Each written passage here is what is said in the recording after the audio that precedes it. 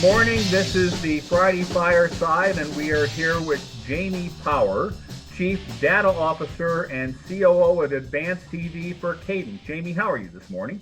I am good. How about you? Thanks for having me. Doing very well. Where are you physically? I am in Long Island. Typically, I live on the east side, but I'm out in the country. That's a good place to be. And how are things on Long Island these days? Things are okay. I feel like it's the same everywhere, right? Like we're all getting by. Well, it's the same everywhere, except some places are safer than other places. We're in a little part of Maryland where we're lucky everybody took it seriously and, wore the masks and kept the distance. And up until recently, I wasn't allowed to visit New York City to call on clients until Governor Cuomo took us off the do not call list and put us on the very narrow it's okay to come visit us list. Don't know how long that'll last. But anyway, okay, so let's talk. First of all, what is Cadent and what do you do there?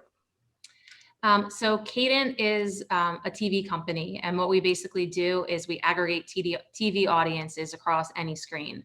So the core of our business, we started out with an efficiency business, basically taking a local spot and aggregating it up to a national spot to help offsetting costs, so efficiency for cable and broadcast.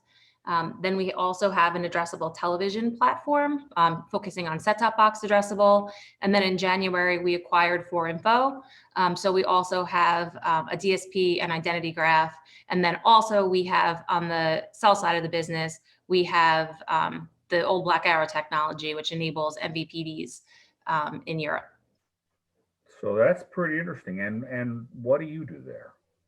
So I am the Chief Data Officer and COO of the Advanced TV business. I would say my main focus is making data more actionable for clients. So whether it is being able to execute on an audience segment via our technology, or on the back end of a campaign, understanding how the campaign performed across all screens. So what's the value of an impression across the different screens and getting them there.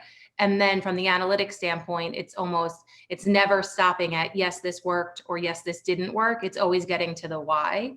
Because I feel like you need to get to the why to be able to understand why something worked, why it didn't work, and how you can use that data in the future. So really, simply put, making data actionable. Okay, so now we're in the advanced TV space, which means an advertiser is on 11 dozen different platforms and devices all at the same time. And you try to help, for the benefit of the advertiser, make all that information come together so they can make sense of it. Is that roughly it?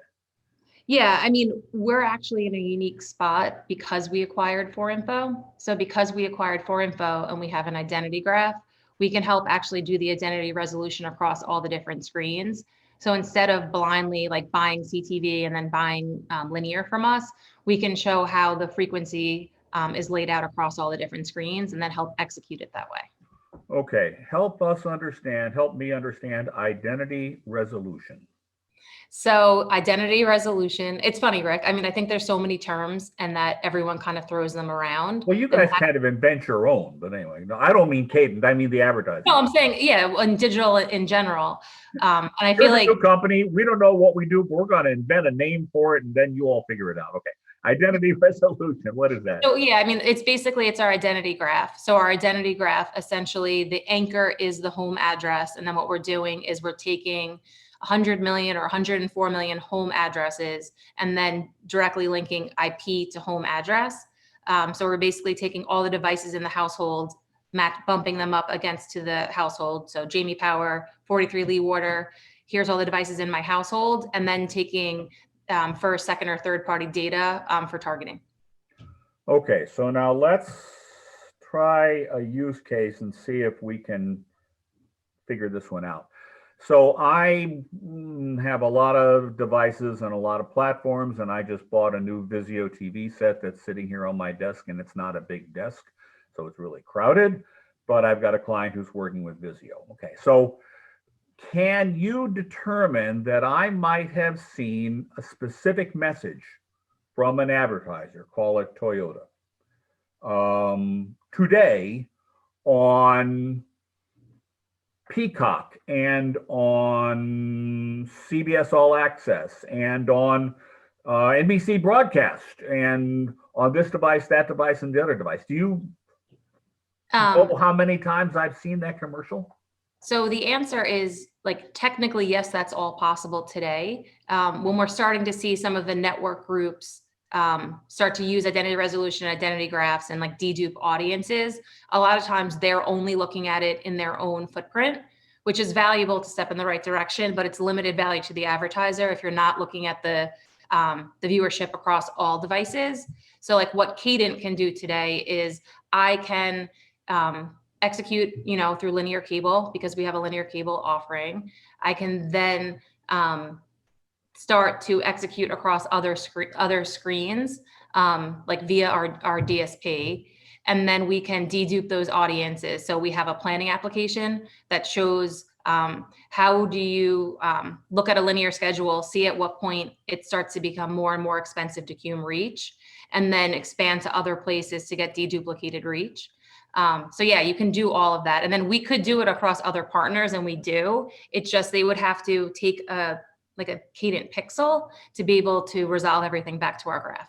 Okay, so if you have, and I'm going to forget Linda, I want to say Yacarino. Okay, all right, so I almost got it right. At NBC, and I guess she now has the whole Megillah there, right? Including she just added local broadcast. So for all intents and purposes, on all the platforms, on all the devices that NBC Universal runs, with your technology, she could technically say that Rick saw that Toyota commercial half a dozen times today on NBC operated platforms. Yeah, and the network groups each of the network groups are doing that within their own footprints of owned and operated inventory. Okay. And is anybody making it work cross inventory, cross platforms? I mean, Toyota would like to know what their combined reach was across all that stuff. Anybody? Right. So that's where I think that we need to get to. Basically around CES is when all the network groups announced that they were going to start looking at deduplicated, and unique viewership across all their different properties. But the industry kind of has to work together. So Toyota can start getting a holistic view of everything's working. And then I think too, during COVID, there's been many changes, but one of the changes is that no one can deny is that the consumer behavior has changed. And for the first time, we're seeing linear viewership eclipse viewership. For the first time, we're seeing digital viewership eclipse linear viewership. So that's already kind of happened. So if that's happening, we need to figure out a way to be more thoughtful with the impressions if we want to also have a good experience for the consumer, because the consumer is not going to accept seeing the ad 20 times on NBC properties and then another 20 times on Disney. They're going to want a holistic experience to be thoughtful with the frequency. And then at some point, somebody's going to figure out that the message that they want to deliver for that Toyota truck on a football game on Sunday Night Football on NBC might be somewhat different than a message they deliver for that Toyota truck during some show on CBS. I mean, eventually if they want to get to messaging is going to alter based on audience and device and everything, right? Yeah, and eventually, if we're going to get to versioning and put this all together, it's going to be, here's Jamie or here's Rick. Here are all the devices in his house. Here's his preferred device, right? So you might prefer to watch something OTT, watch it CTV, or maybe you're, watching it old school and you're watching it linear, but understand what the preferred device is, and then make sure that it's almost like a waterfall. So you're starting with the preferred device and then you're carrying it across the other devices for us to eventually get to places like, sequential messaging. A waterfall, that's an interesting idea. Okay, so sequential messaging might be that the first message I get, let's pick a launch product. Somebody's launching the iPhone 12. And Verizon and AT&T both, they want to get that message in front of me, but it's a little bit much to try to get to me all at once. There's a lot going on. They want to get some features and benefits in front of me. And so they want to build the messaging that I receive coming up to the launch of the iPhone 12. Is that the kind of thing you can enable? Yeah, or the way that the technology could go too is like you can start to use like frequency in the beginning could be just to drive, like you said, it's awareness. You're not going to get the whole message out. And then when you get further down the sales cycle, so then Apple knows that you went, or Verizon knows that you went to the Verizon website, you went around, you searched, but you didn't actually buy a phone. Then you might want to hit them with extra frequency at the end to kind of convert at the end. So it's like using data to understand how to speak to people differently during the purchase cycle. Cool. All right. So now, and we haven't even talked about COVID yet, but this is just way too interesting. Let's assume. Do you work with any of the new direct-to-consumer products, the mattresses and the pillows and the shave? Yes. Obviously, I don't use a razor. Okay, you work with those guys. Now, all of a sudden, you have added to the mix of message delivery and tracking the audience that they can actually say, hey, Rick, click here, buy this now. Getting right down to the order and the fulfillment of taking the consumer all the way through it. You manage that as well?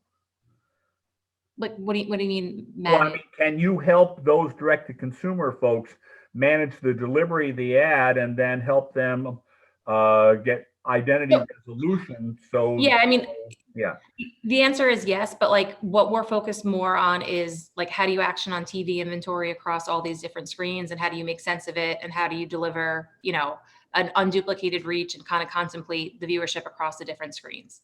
okay. So yes, you can use data to find the audience, but it wouldn't be like a social media ad. It would be like an ad in television. Yeah. Well, which is the big TV sitting right over there, which is basically where I watch everything. Okay.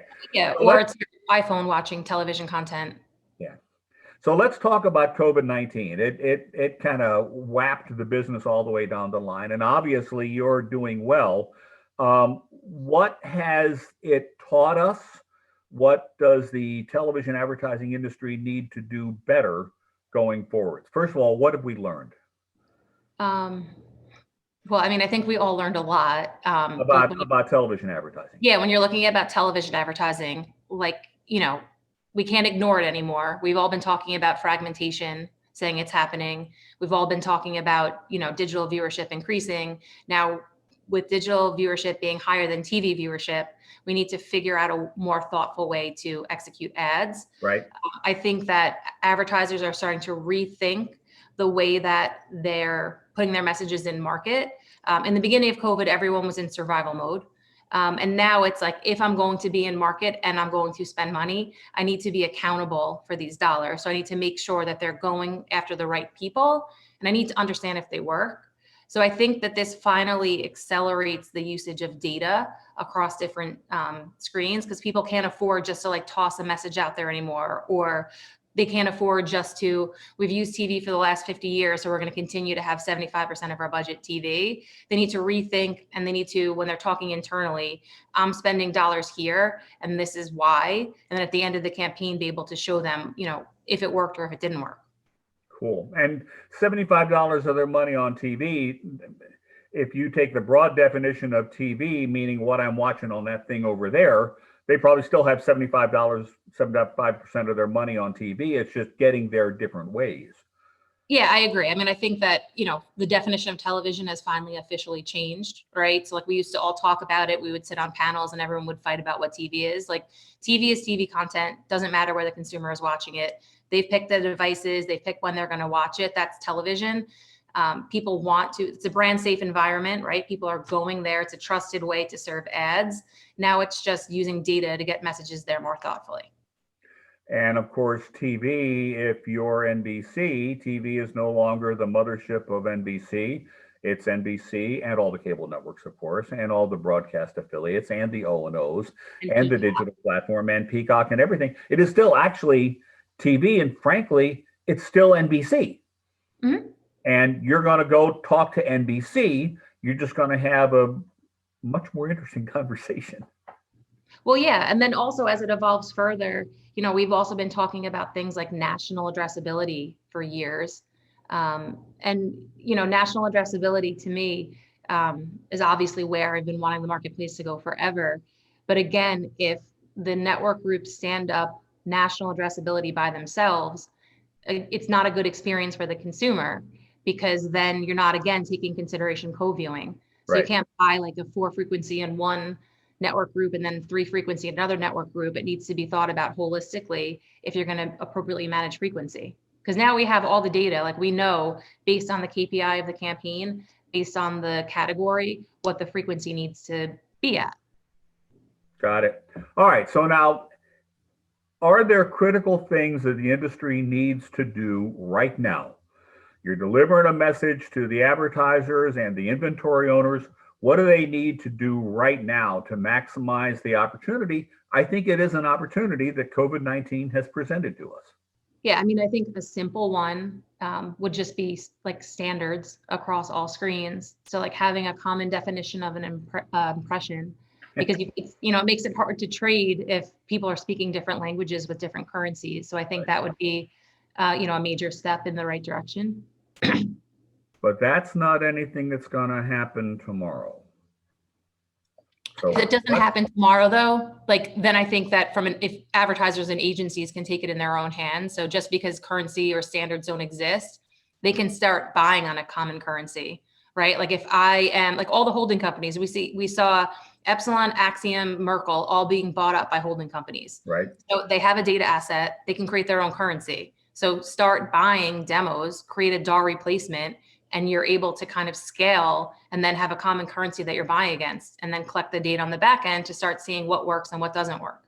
At the end of the day, the buyers are the one who are flashing the cash. Exactly, it's their cash. What I want to buy. If you don't want to sell it to me this way, get lost. I'll go somewhere else. Yeah, so they can take in control and kind of force the common currency. I mean, they all have these data assets ready to go. Cool. Odd lingo notwithstanding, it's a fascinating business that you're in. And I don't mean odd lingo in a derogatory fashion. If you have your own definitions of things, not you personally, not Cadent, but just advertising industry and identity resolution. And that sounds like something entirely. I actually, when I'm presenting to a client, I pretend that I'm either speaking to my 90-year-old grandmother as she drinks a Manhattan, or my 5-year-old son, because I think that there's so much opportunity around data, and all this technology that's built in the marketplace, and we're not fully leveraging it. And I think it's because we have all these, acronyms, and people don't really understand what's a real opportunity and what's someone just throwing around a buzzword to sound smart. Right. So I think we need to just start actually getting people to really understand that all these opportunities are real. And the data and the tech is all there. It just needs to be put together.